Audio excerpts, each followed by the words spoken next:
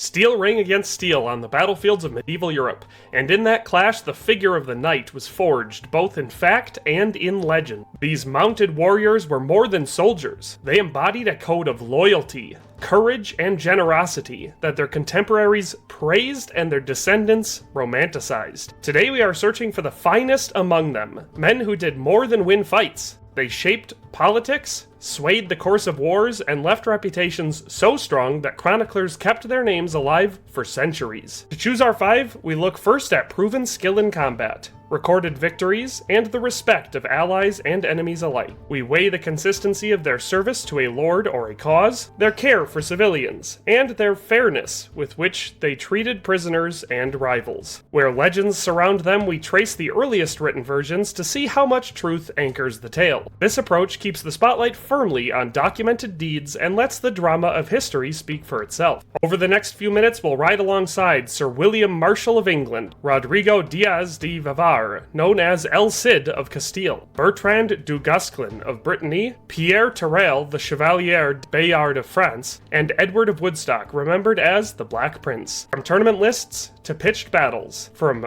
regencies to acts of magnanimity, each of these knights offers a window into what medieval people meant when they spoke of honor on horseback. Sir William Marshal of England, circa 1146 to 1219. Born the 4th son of a minor noble in Wiltshire, south-central England, William Marshal entered the world with little prospect of inheritance and even less expectation of fame. His first appearance in the Chronicles comes at the age of 5, when civil war placed him as a hostage in King Stephen's camp. Legend states that the king spared the boy's life despite William's father threatening to break the truce, and from that narrow escape the child grew into a man determined to seize every chance that fortune offered. He trained in Normandy, first in a household of knights who noticed an uncommon blend of physical strength and tactical sense in the boy, still called a child without lands. By his 20s, Marshal had vaulted from anonymity to renown on the tournament circuit, a brutal series of melees as dangerous as real warfare and almost as profitable. Chroniclers remark that he captured so many opponents and their horses that he could outfit his own retinue outright, and one source tallied more than 500 bouts in which William emerged victorious. He served Henry the Young King, the eldest surviving son of Henry II,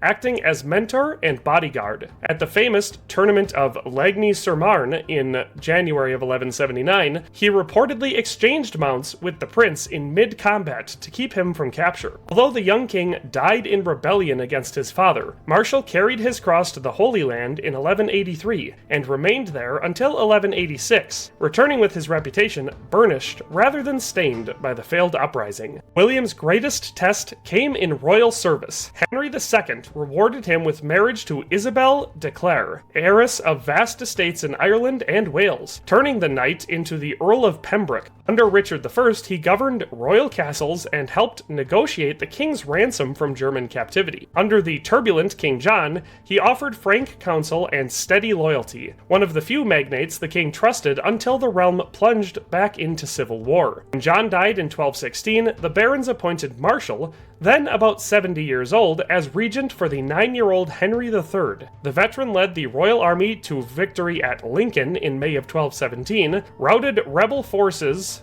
allied with France, and secured recognition of Magna Carta as the law of the land. Even his enemies praised his conduct. The chronicler of Bethune wrote that so good a knight has never been seen. William took monastic vows on his deathbed in 1219 and was buried in London's Temple Church, where his effigy still lies sword in hand, a silent reminder of a life spent balancing warfare and chivalry. Rodrigo Diaz de Vivar, El Cid of Castile, circa 1043 to 1099. Rodrigo Diaz was born near Burgos in the heart of 11th century Castile, a land where shifting alliances blurred the line between Christian and Muslim realms. He first appears in the record serving the youthful King Sancho II as royal standard bearer, a role that placed him at the center of Sancho's campaigns against both Aragon and Leon. When civil war followed King Ferdinand I's death, Rodrigo fought at Gopellera in 1072, where Sancho defeated and briefly imprisoned his brother Alfonso. Sancho died soon after,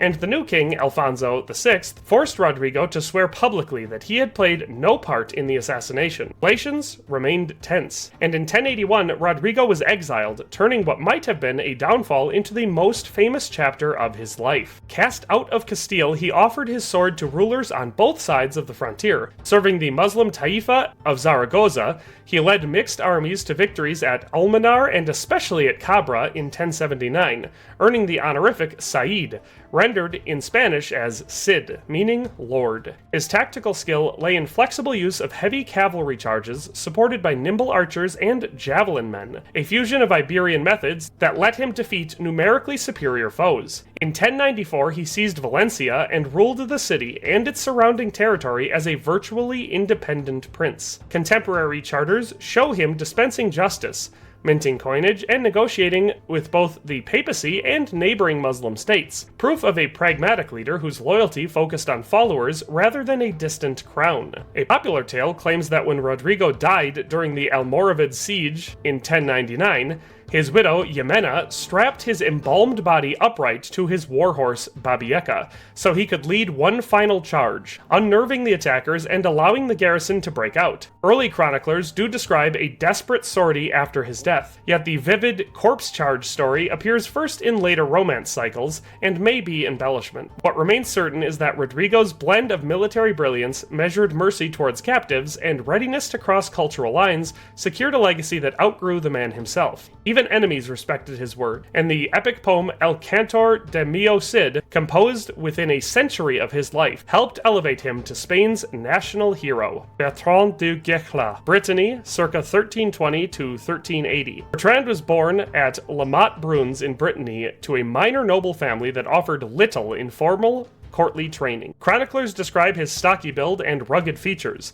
yet those same writers soon note his instinctive talent for the rough melees held along the Breton borderlands. While still young, he reportedly fought incognito in local tourneys, unseating celebrated knights before revealing his identity, an anecdote preserved in a vernacular life of the Constable, written within decades of his death. Whether every detail is precise or not, the wider record leaves no doubt that Bertrand's skill with sword and lance marked him as a rising professional in a country divided by the 100 Years' War. His ascent began during the Breton War of Succession, when he sided with the Franco-Breton claimant Charles of Blois against the English-backed Montfort cause. Sharp ambushes around Rennes and Dinan displayed Bertrand's preference for night marches, surprise assaults, and strict discipline, tactics he later used against English forces across France. In 1364, King Charles V entrusted him with command of Cockerel, where he outmaneuvered the Anglo-Navarrese army of Charles of Navarre and captured its famed captain,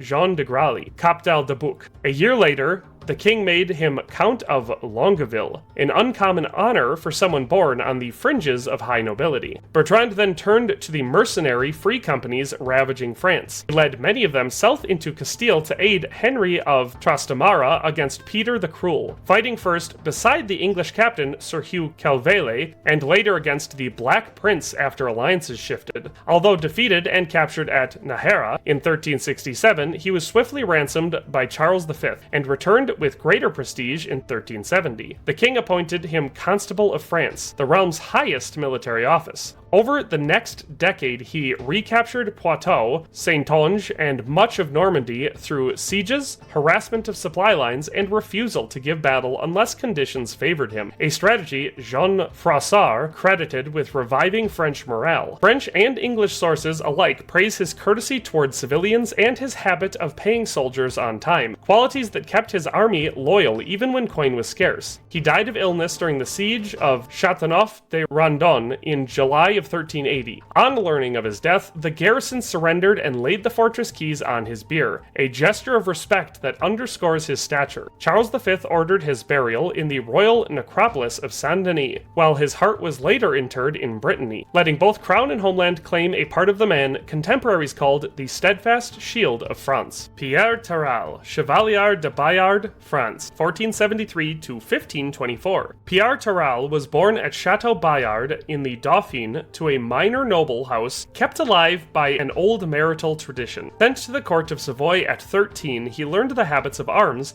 so eagerly that by 17 he earned knighthood after a passage of arms in which he unhorsed several seasoned opponents. Word of his prowess reached King Charles VIII, and Bayard soon joined the first French invasion of Italy, where pike squares, artillery, and heavy cavalry created a new kind of war that rewarded daring yet punished rashness. Chroniclers note he kept a strict code, refusing to strike a fallen foe, sharing plunder with his men, and praying openly before battle. During the 1503 campaign on the river Garigliano, he volunteered to hold a narrow bridge while the French army withdrew to safer ground. Letters from the time describe him astride the span with a handful of companions, parrying lance thrusts and crossbow bolts until darkness let his comrades slip away. 9 years later, at Brescia, he led the assault that broke the walls, but when the fighting ended, he shielded townspeople from looters and returned the ransom offered by a noblewoman whose household he had protected, an act recorded by both French and Venetian notaries, though related chiefly in the sympathetic Loyal Servant Chronicle. His fame peaked at Marignano in 1515,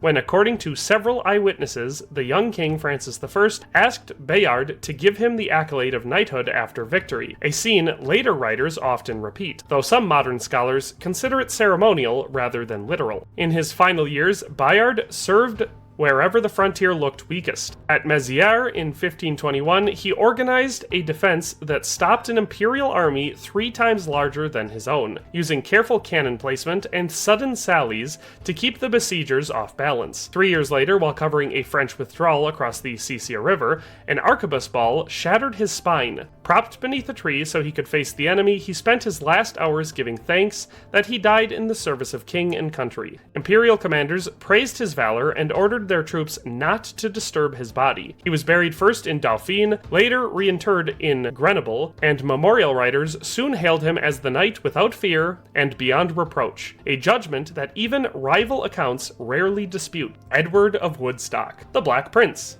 England, 1330 to 1376. Edward of Woodstock was born at Windsor Castle as the first surviving son of King Edward III and Queen Philippa of Hainault. From early childhood, he heard talk of war with France, and by 16 he crossed the Channel as titular commander of the division of the English host. In 1346, that youthful appointment became a trial by fire at Crécy, where he held the center against repeated French charges. Chroniclers relate that when the line wavered, the king refused to send aid, saying he would let his son win his spurs, and by nightfall the French army lay shattered. An inventory decades later mentions the prince's black enameled armor, likely the source of the nickname later generations would give him, though the label does not appear in records from his lifetime.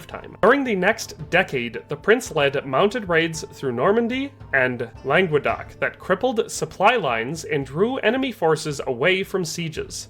His finest hour came at Poitiers in September of 1356, when, outnumbered nearly 2 to 1, he used concealed archers and a feigned retreat to unseat the flower of French chivalry and capture King John II. After the battle, he served the captive monarch at table and refused the royal tent, gestures that impressed even hostile observers and helped secure a ransom so large that parts of France mortgaged municipal revenues for years to pay it. In 1362, his father granted him the lordship of Aquitaine, and from Bordeaux he governed a principality whose wealth rested on trade and carefully balanced alliances. He lavished gifts on followers, yet enforced feudal dues, policies that provoked resistance from Charles the Bad of Navarre and some Gascon nobles. The siege and storming of Limoges in 1370, during which many townspeople were killed, remains the darkest stain on his record. The chief eyewitness is Jean-François, whose numbers and motives are still debated, so the exact scale of civilian deaths cannot be pinned down with certainty. Worn down by chronic dysentery, known then as flux, Edward sailed home in late 1371 and formally resigned the principality in July of 1372. He died 4 years later, leaving his young son Richard to succeed Edward III. The prince was buried in Canterbury Cathedral beneath a gilded canopy that still displays his helm,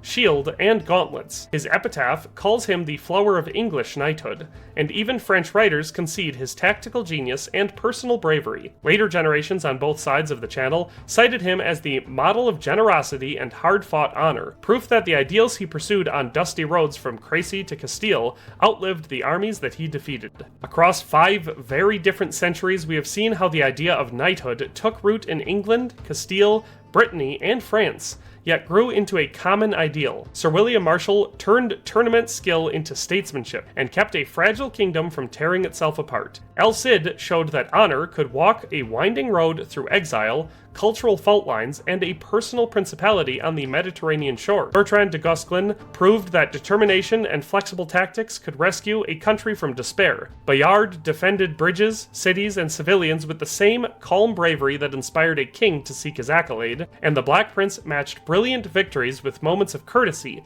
that even his enemies admired. Taken together, their stories tell us that true greatness for a knight rested on more than strength of arm. It required loyalty, mercy when possible, and an ability to shape events beyond the battlefield. These 5 are not the only warriors who carried a lance and a code. Richard the Lionheart, Jean Le Monger, and countless others stride through medieval chronicles, even with feats that thrill modern readers. Ranking such figures always invites debate, which is part of the fun of history. The real measure of their legacy is that their deeds still prompt us to ask what courage and honor should look like in any age. And now it's your turn. Who is your favorite real historical knight, and why does that figure stand out to you? Share your thoughts in the comments below. Join the conversation, and let the clash of ideas be as spirited as any medieval chapter.